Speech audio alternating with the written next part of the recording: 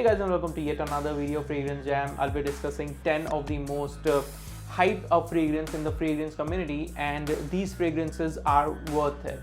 So all the things that I'll be discussing here will be positives about each and every fragrance. So there are 10 fragrances. First one is Headed by Parfum de Marly. Now this is a very good tobacco and vanilla fragrance, and totally sophisticated. You can wear it at any event and at any place. The price is a bit high, but you can definitely rock that perfume. The second one is Spice Bomb Extreme by Viktor and Ralph. Again, I've discussed about this fragrance and very good as per the price point.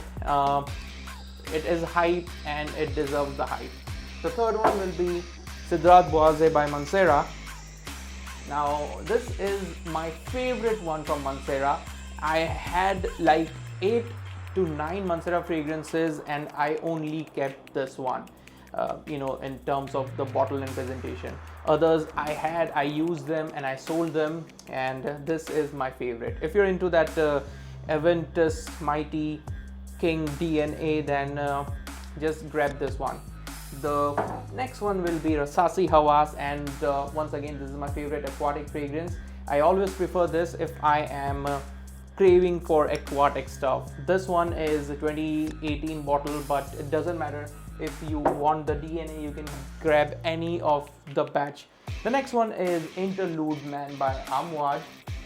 No introduction needed. The best fragrance for winter wear, the best fragrance for office wear, the best fragrance for party wear, suit, black tie, or even leather jacket. Just get this one and you're done. The next one will be Dolce & Gabbana, the one EDP. I prefer EDP over EDT or any other flanker, and I guess most of the people do, because this is one of the most hyped flanker of Dolce & Gabbana. Moving on, the next one will be the best vetiver out there.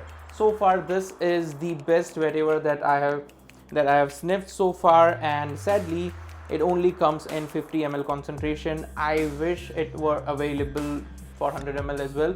And this is the king of vetiver fragrances, and no other vetiver fragrance like this, at least for me. The next one will be Zaharoff Signature Pour Homme. Yes, it is hyped a lot in fragrance community, and it is worth buying. I have the 60 ml bottle, and as the name suggests, it is a signature scent. If you're into that spicy barbershop fragrance, something different as compared to all the other fragrances available, then you can grab this one.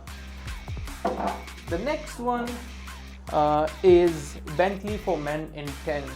Now there are a lot of flankers for this perfume as well, but my favorite one is this. Now the only limitation with this fragrance is that it is a winter scent or it is a cold weather scent. You cannot wear it in summer.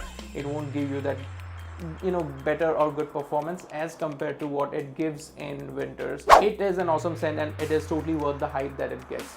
The last one in this list is again my favorite, a bit costly, I guess the most costly in this list, but worth it. Ormond Jane Nawab of Oud. Totally different from all the other Oud and Rose fragrances available in the market, and you can only know the power of this fragrance after you have sniffed it or used it. Falls in a bit costly category, but if you want to keep, let's say, 1 or 2 fragrances for your entire life, then you can definitely try this one. So this is it regarding 10 fragrances. This was a short video. I will see you in the next episode, and till that time, take care and have a great day.